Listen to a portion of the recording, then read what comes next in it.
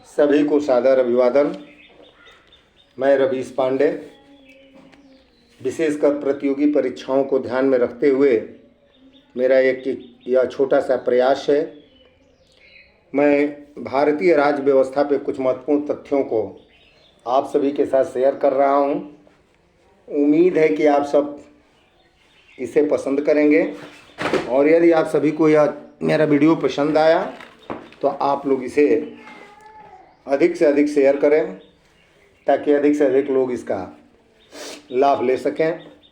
प्रतियोगी परीक्षाओं में भारतीय राज्य व्यवस्था से बहुत सारे प्रश्न पूछे जाते हैं। मैं आज भारतीय राज्य व्यवस्था से कुछ महत्वपूर्ण तथ्यों को आप सबके सामने प्रस्तुत कर रहा हूँ, रख रहा हूँ।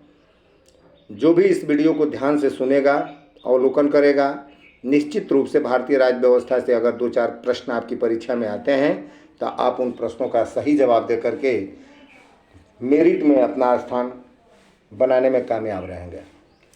तो लीजिए, मैं आज का शुरू करता हूँ वीडियो। ये भारतीय राज्य व्यवस्था पर। भारतीय राज्य व्यवस्था में संविधान का निर्माण कैसे हुआ, किसके द्वारा किया गया, तमाम तरह के प्रश्न आते हैं कि संविधान सभा का गठन कब हुआ, संविधान सभा का प्रथम अध्यक्ष किसे चुना गया, संविधान सभा के अस्थायी अध्यक्ष कौन थे। तो इन सभी तथ्यों को लेकर के इस तरह के जो प्रश्न बनाए जाते हैं उनको मैं ध्यान में रखते हुए इस वीडियो को तैयार कर रहा हूं। मैं विश्वास करता हूं, आशा करता हूं कि आप सभी को यह वीडियो पसंद आएगा और आप सबको यदि पसंद आता है तो इसे लाइक करें, कमेंट करें और अधिक से अधिक शेयर करें। और मेरे चैनल को अगर आपने सब्सक्राइब नहीं किया है तो ज़रूर कर दें। देखिए, कैबिनेट मिशन योजना भारत आया था 1946 में। कैबिनेट मिशन योजना की संस्तुतियों के आधार पर संविधान सभा का निर्माण किया गया। यानी संविधान सभा का निर्माण कैबिनेट मिशन योजना की संस्तुतियों के आधार पर किया गया और संविधान सभा का गठन जुलाई महीने में 1946 ईस्वी को किया गया था। यानी पूछता है अगर प्रश्न कि संविधान सभा का गठन किसके द्वारा किया गया, किसके आधार पर किया गया था, किसकी संस्तुतियों पर किया गया था, तो आपका जवाब होना चाहिए कि कैबिनेट मिशन योजना की संस्तुतियों के आधार पर संविधान सभा का गठन जुलाई 1946 ईस्वी में किया गया। ठीक, तो संविधान सभा का गठन कैबिनेट मिशन योजना की संस्तुतियों पर जुलाई 1946 ईस्वी में किया गया। संविधान सभा का प्रथम अधिवेशन 9 दिसंबर 1946 ईस्वी को संसद भवन के केंद्रीय कक्ष में संपन्न हुआ, जिसकी अध्यक्षता डॉक्टर सच्चिदानंद सिन्हा ने किया था। ठीक, तो संविधान सभा की पहली बैठक कब संपन्न हुई। प्रश्न आता है कि संविधान सभा की पहली बैठक कब हुई या संविधान सभा की पहली बैठक कहाँ बुलाई गई थी।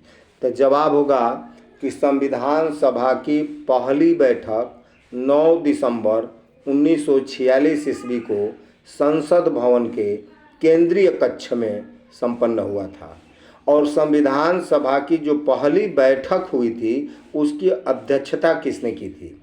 तो जवाब होगा कि संविधान सभा की पहली बैठक जो 9 दिसंबर 1946 ईस्वी को संसद भवन के केंद्रीय कक्ष में आयोजित की गई थी, उसकी अध्यक्षता डॉक्टर सच्चिदानंद सिन्हा को किए थे। डॉक्टर सच्चिदानंद सिन्हा संविधान सभा के सबसे वयोवृद्ध सदस्य थे और वरिष्ठता के आधार पर सच्चिदानंद सिन्हा को संविधान सभा का सर्वसम्मति से अध्यक्ष चुना गया।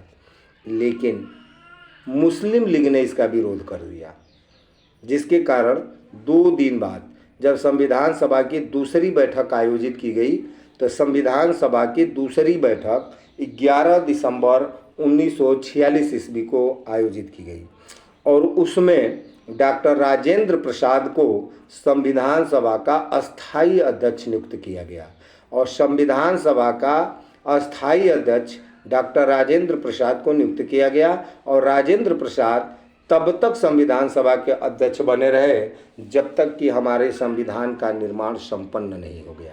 तो यहाँ 2 प्रश्न बनते हैं कि संविधान सभा के प्रथम अध्यक्ष कौन थे या संविधान सभा के अस्थायी अध्यक्ष कौन थे?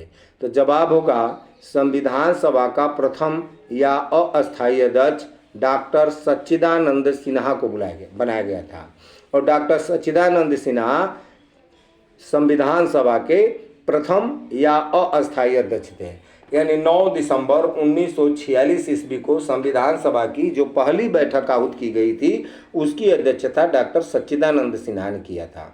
लेकिन 2 दिन बाद संविधान सभा की दूसरी बैठक 11 दिसंबर 1946 ईस्वी को आहूत की गई, जिसमें सच्चिदानंद सिन्हा के स्थान पर डॉक्टर राजेंद्र प्रसाद को संविधान सभा का अध्यक्ष बनाया गया। और डॉक्टर राजेंद्र प्रसाद तब तक संविधान सभा के अध्यक्ष बने रहे जब तक कि संविधान निर्माण की कार्यवाही संपन्न नहीं हो गई। तो 2 चीज़ें आपके दिमाग में रखना होगा कि संविधान सभा का अस्थायी अध्यक्ष कौन था और संविधान सभा का प्रथम अध्यक्ष कौन था। तो इन दोनों प्रश्नों का जवाब होगा डॉक्टर सच्चिदानंद सिन्हा। और संविधान सभा के अध्यक्ष कौन थे पूछता है, या संविधान सभा का अस्थायी अध्यक्ष किसे बनाया गया था, तो वह जवाब होगा डॉक्टर राजेंद्र प्रसाद को। अगर आता है कि डॉक्टर राजेंद्र प्रसाद को संविधान सभा का अध्यक्ष कब बनाया गया, तो 11 दिसंबर 1946 ईस्वी को। और सच्चिदानंद सिन्हा 9 दिसंबर 1946 ईस्वी को संविधान सभा की जो पहली बैठक संसद भवन के केंद्रीय कक्ष में बुलाई गई थी उसकी अध्यक्षता किए थे। लेकिन 2 दिन बाद इनको संविधान सभा के अध्यक्ष पद से हटा दिया गया था।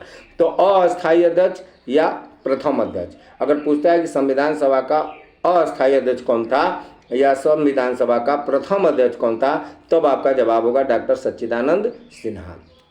ठीक है। अब आता है कि 13 दिसंबर 1946 ईस्वी को जवाहरलाल नेहरू द्वारा, जो देश के प्रथम प्रधानमंत्री बने थे, 13 दिसंबर 1946 ईस्वी को जवाहरलाल नेहरू ने उद्देश्य प्रस्ताव संविधान सभा में प्रस्तुत किया था। ठीक है। संविधान की आधारशिला रखी थी, यानी कह सकते हैं कि उद्देश्य प्रस्ताव प्रस्तुत करके संविधान का आधारशिला रखा। किसने? जवाहरलाल नेहरू ने। यानी उद्देश्य प्रस्ताव किसने प्रस्तुत किया या उद्देश्य प्रस्ताव पंडित जवाहरलाल नेहरू द्वारा कब प्रस्तुत किया गया, तो इसका जवाब होगा कि 13 दिसंबर 1946 ईस्वी को संविधान सभा में उद्देश्य प्रस्ताव पंडित जवाहरलाल नेहरू द्वारा प्रस्तुत किया गया। और उद्देश्य प्रस्ताव को प्रस्तुत करके संविधान का आधारशिला रखा गया। ठीक है। संविधान के निर्माण का जो कार्य था, संविधान के निर्माण कार्य करने के लिए कई समितियां गठित की गई थी। इसमें एक प्रारूप समिति बनाई गई थी, ड्राफ्टिंग कमेटी। तो प्रारूप समिति के अध्यक्ष डॉक्टर भीमराव अंबेडकर को बनाया गया। संविधान क्या कहेंगे कि संविधान के निर्माण का कार्य करने के लिए कई समितियां बनाई गई थी, जिसमें एक प्रारूप समिति था और प्रारूप समिति के अध्यक्ष बनाए गए थे डॉक्टर भीमराव अंबेडकर। डॉक्टर भीमराव अंबेडकर जो है प्रारूप समिति के अध्यक्ष थे। ठीक है।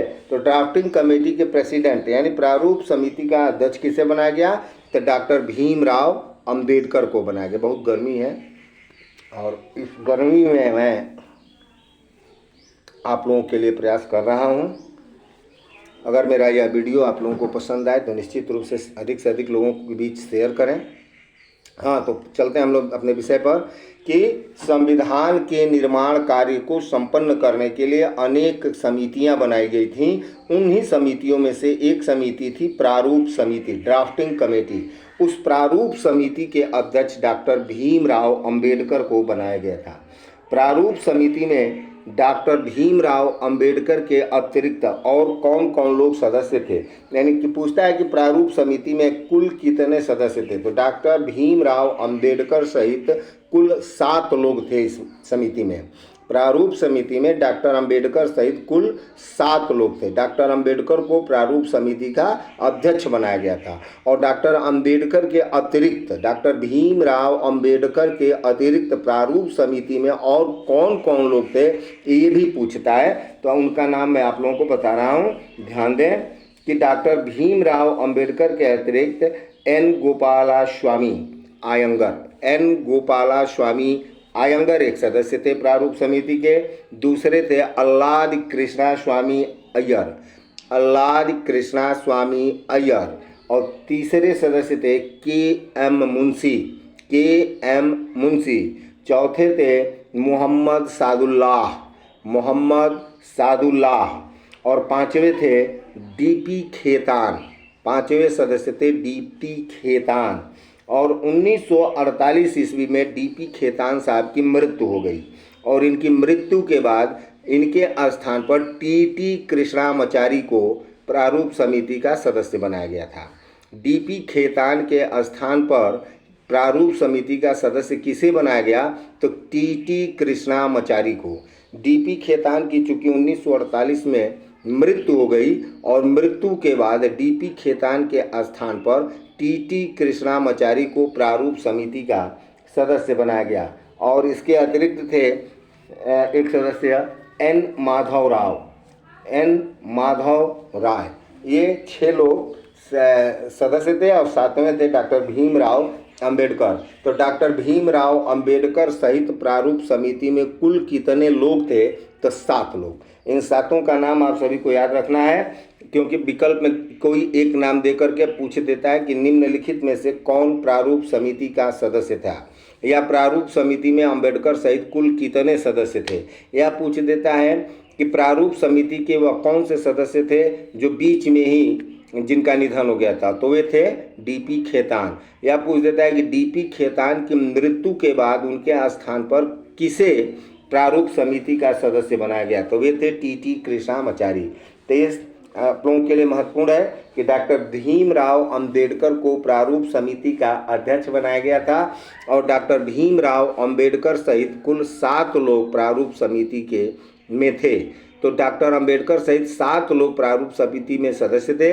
तो अंबेडकर के अतिरिक्त कौन कौन थे, ये नाम आप लोग याद रखेंगे, जिसमें पहला नाम आता है एन गोपाला स्वामी आयंगर, एन गोपाला स्वामी आयंगर। दूसरा नाम आता है अल्लाद कृष्णामाचारी अय्यर, अल्लाद कृष्णामाचारी अय्यर। और तीसरा नाम आता है के एम मुंशी, के एम मुंशी। चौथा नाम आता है मोहम्मद सादुल्लाह, मोहम्मद सादुल्लाह। पांचवा नाम आता है डीपी खेतान, लेकिन डीपी खेतान का 1948 ईस्वी में मृत्यु हो गई और मृत्यु के तदुपरांत इनके स्थान पर किसको बनाया गया सदस्य? टीटी कृष्णामाचारी को। और छठा सदस्य थे एन माधव राव। इस प्रकार से प्रारूप समिति में अंबेडकर सहित कुल 7 लोग थे। बी.एन. राव को संविधान सभा का संवैधानिक सलाहकार नियुक्त किया गया था। ये भी एक प्रश्न बनता है कि संविधान सभा का संवैधानिक सलाहकार किसे बनाया गया था? तो संविधान सभा का संवैधानिक सलाहकार बी.एन. राव, बी.एन. राव को संविधान सभा का संवैधानिक सलाहकार बनाया गया था। ठीक है। संविधान सभा की प्रमुख समितियां कौन सी थी, कौन कौन सी थी, उनको मैं एक नज़र आप लोगों के सामने रखता हूं। ध्यान दें कि संविधान सभा की प्रमुख समितियां, जिसमें पहला था प्रारूप समिति। प्रारूप समिति के अध्यक्ष कौन थे? तो डॉक्टर भीमराव अंबेडकर। दूसरे था संघ संविधान समिति, संघ संविधान समिति के अध्यक्ष कौन थे? तो जवाहरलाल नेहरू। प्रारूप समिति के अध्यक्ष कौन थे? डॉक्टर भीमराव अंबेडकर। संघ संविधान समिति के अध्यक्ष कौन थे? तो जवाहरलाल नेहरू। तीसरा नाम आता है प्रांतीय संविधान समिति। प्रांतीय संविधान समिति का अध्यक्ष किसे बनाया गया था? तो आपका जवाब होगा सरदार वल्लभ भाई पटेल। प्रांतीय संविधान समिति के अध्यक्ष थे सरदार वल्लभ भाई पटेल। इसके अलावा एक था कार्य संचालन समिति। कार्य संचालन समिति का अध्यक्ष किसे बनाया गया था? तो डॉक्टर राजेंद्र प्रसाद को। कार्य संचालन समिति के अध्यक्ष थे डॉक्टर राजेंद्र प्रसाद। एक था मूल अधिकार एवं अल्पसंख्यक समिति। मूल अधिकार एवं अल्पसंख्यक समिति के अध्यक्ष किसे बनाया गया? तो सरदार वल्लभ भाई पटेल को। मूल अधिकार और अल्पसंख्यक समिति के अध्यक्ष थे वल्लभ भाई पटेल। और एक था झंडा समिति। तो झंडा समिति का अध्यक्ष किसे बनाया गया था? जे.बी. कृपलानी को। जे.बी. कृपलानी जो है झंडा समिति के अध्यक्ष थे। ठीक है, झंडा समिति के अध्यक्ष JB कृपलानी। एक बार और मैं रिपीट कर रहा हूँ, ध्यान से सुने आप लोग कि प्रारूप समिति के अध्यक्ष कौन था? तो डॉक्टर भीमराव अंबेडकर। संघ संविधान समिति के अध्यक्ष कौन थे? तो जवाहरलाल नेहरू। प्रांतीय संविधान समिति के अध्यक्ष कौन थे? तो वल्लभ भाई पटेल। ठीक है, कार्य संचालन समिति के अध्यक्ष कौन थे? तो डॉक्टर राजेंद्र प्रसाद। कार्य संचालन समिति के अध्यक्ष थे डॉक्टर राजेंद्र प्रसाद। मूल अधिकार एवं अल्पसंख्यक समिति का अध्यक्ष बनाया गया था वल्लभ भाई पटेल को। और झंडा समिति के अध्यक्ष बनाए गए थे JB कृपलानी को। JB कृपलानी झंडा समिति के अध्यक्ष थे। ठीक है, मुझे विश्वास है कि आप लोग इन तथ्यों को जानेंगे, पढ़ेंगे, सुनेंगे और निश्चित रूप से इन तथ्यों से प्रतियोगी परीक्षाओं में प्रश्न बनते हैं, आएंगे और आप लोग सही करके आएंगे, यह मेरा विश्वास है। आगे चलते हैं। संविधान सभा को तैयार करने में, यानी संविधान सभा को बनने में कुल कितना समय लगा था? तो संविधान सभा को बनने में 2 वर्ष 11 महीने और 18 दिन का समय लगा था। 2 वर्ष 11 महीने 18 दिन में अपने देश का संविधान बनकर तैयार हुआ था। संविधान 26 नवंबर 1949 ईस्वी को बनकर तैयार हो गया और इसी दिन इसे अंगीकृत भी कर लिया गया। हमारे देश का संविधान कब बन के तैयार हुआ? तो 26 नवंबर 1949। 26 नवंबर 1949 ईस्वी को अपने देश का संविधान बन के तैयार हो गया और इसी दिन अपने देश के संविधान को अंगीकृत कर लिया गया। ठीक है, 1930 ईस्वी में संपूर्ण भारत में 26 जनवरी का वह दिन स्वाधीनता दिवस के रूप में मनाया जाता था। इसी कारण 26 जनवरी 1950 को प्रथम गणतंत्र दिवस मनाया गया और इसी दिन अपने देश के संविधान को लागू किया गया। यानी 26 नवंबर 1949 को आपके देश का संविधान बन के तैयार हो गया और 26 जनवरी 1950 ईस्वी को इसे लागू किया गया 2 महीने बाद। ऐसा क्यों था? तो मैंने बताया कि 26 जनवरी 1930 ईस्वी को पूरे देश में स्वाधीनता दिवस मनाया गया था। तो स्वाधीनता दिवस कब मना था? 26 जनवरी 1930।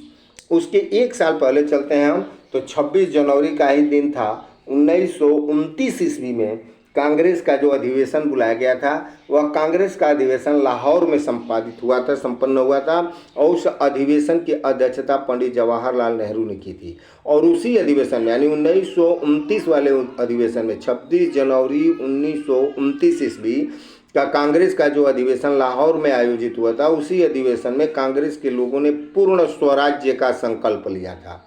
यानी पूर्ण स्वराज्य का संकल्प भी कांग्रेस के लोगों ने 26 जनवरी के दिन ही लिया था और 26 जनवरी के दिन 1930 ईस्वी में पूरे देश में पहली बार स्वाधीनता दिवस मनाया गया था। यही कारण था कि 26 जनवरी के दिन ही अपने देश का संविधान 1950 ईस्वी में लागू किया गया।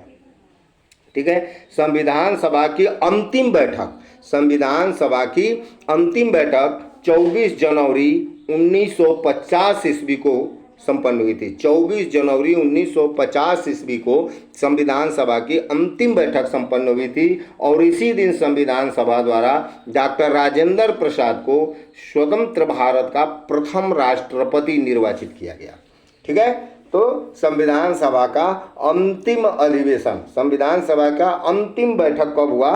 तो 24 जनवरी 1950 ईस्वी को। 24 जनवरी 1950 ईस्वी को संविधान सभा की अंतिम बैठक की गई थी और इसी दिन यानी 24 जनवरी 1950 के दिन ही डॉक्टर राजेंद्र प्रसाद को भारत का प्रथम राष्ट्रपति निर्वाचित किया गया था। मूल संविधान में आपका जो हमारा संविधान बन के तैयार हुआ, तो उस मूल संविधान में 395 अनुच्छेद, 22 भाग तथा 8 अनुसूचियां थी। मूल संविधान में 395 अनुच्छेद, 22 भाग और 8 अनुसूचियां थीं। डॉक्टर भीमराव अंबेडकर को भारतीय संविधान के जनक के रूप में जाना जाता है। ठीक है, भारतीय संविधान का जनक किसे माना जाता है? तो डॉक्टर भीमराव अंबेडकर को। अगर पूछ दे कि भारतीय संविधान का जनक किसे माना जाता है, तो डॉक्टर भीमराव अंबेडकर को। इसके अतिरिक्त कुछ महत्वपूर्ण तथ्य और भी हैं जिनको मैं आप लोगों के बीच शेयर कर रहा हूं। ध्यान दीजिएगा कि संविधान सभा ने राष्ट्रध्वज, हमारा राष्ट्रध्वज क्या है? तिरंगा। तो संविधान सभा ने राष्ट्रध्वज यानी तिरंगा का जो प्रारूप है वह कब अपनाया था, कब स्वीकृत किया था? तो वह तारीख थी 22 जुलाई 1947। संविधान सभा द्वारा राष्ट्रध्वज का प्रारूप 22 जुलाई 1947 को अपनाया गया। एक पॉइंट और कि रविंद्रनाथ टैगोर द्वारा रचित जन गण मन अधिनायक जय है, इसे भारत का राष्ट्रगान के रूप में स्वीकार किया गया। राष्ट्रगान को 24 जनवरी 1950 ईस्वी को संविधान सभा द्वारा अंगीकृत किया गया था। यानी भारत का राष्ट्रगान क्या है? तो जनगण मन अधिनायक जय हे, भारत भाग्य विधाता। इसके लेखक कौन है? रविंद्रनाथ टैगोर। रविंद्रनाथ टैगोर द्वारा लिखा गया है गीत जनगण मन अधिनायक जय हो को भारत का राष्ट्रगान के रूप में स्वीकार किया गया। कब स्वीकार किया गया? तो 24 जनवरी 1950 ईस्वी को। 24 जनवरी 1950 ईस्वी को रविन्द्रनाथ टैगोर द्वारा रचित जनगण मन अधिनायक को भारत का राष्ट्रगान के रूप में अंगीकृत किया गया, स्वीकृत किया गया। 26 जनवरी 1950 ईस्वी को संविधान सभा का सारनाथ स्थित अशोक स्तंभ के शीर्ष से अंगीकृत राष्ट्रीय चिन्ह के रूप में स्वीकार किया गया। ठीक है, तो राष्ट्रीय चिन्ह कहाँ से लिया गया है? सारनाथ स्थित अशोक स्तंभ से। सारनाथ स्थित अशोक स्तंभ से। अशोक स्तंभ का जो शीर्ष ऊपर वाला भाग है उसे हम राष्ट्र चिन्ह के रूप में हमने स्वीकार किया। कब किया गया? तो 26 जनवरी 1950 को। भारत का राष्ट्रीय चिन्ह सारनाथ से अशोक स्तंभ पर शीर्ष पर जो स्थित है, जिसमें शेर बने हुए हैं, उसको राष्ट्रीय चिन्ह के रूप में स्वीकृत किया गया। कब किया गया? तो 26 जनवरी 1950 ईस्वी को। भारत ने सरकारी उद्देश्य के लिए 22 मार्च 1957 ईस्वी को राष्ट्रीय पंचांग को अपनाया, जो भारतीय राष्ट्रीय पंचांग शक संवत पर आधारित है। भारतीय राष्ट्रीय पंचांग किस पर आधारित है? तो शक संवत पर। शक संवत पर भारतीय राष्ट्रीय पंचांग आधारित है। और इस राष्ट्रीय पंचांग को कब स्वीकृत किया गया था? तो 22 मार्च 1957 ईस्वी को। धन्यवाद। अगर ये वीडियो आप सभी को अच्छा लगे तो इसे लाइक, कमेंट, शेयर करें, सब्सक्राइब करें, चैनल को भी सब्सक्राइब करें और अधिक से अधिक लोगों के बीच इसे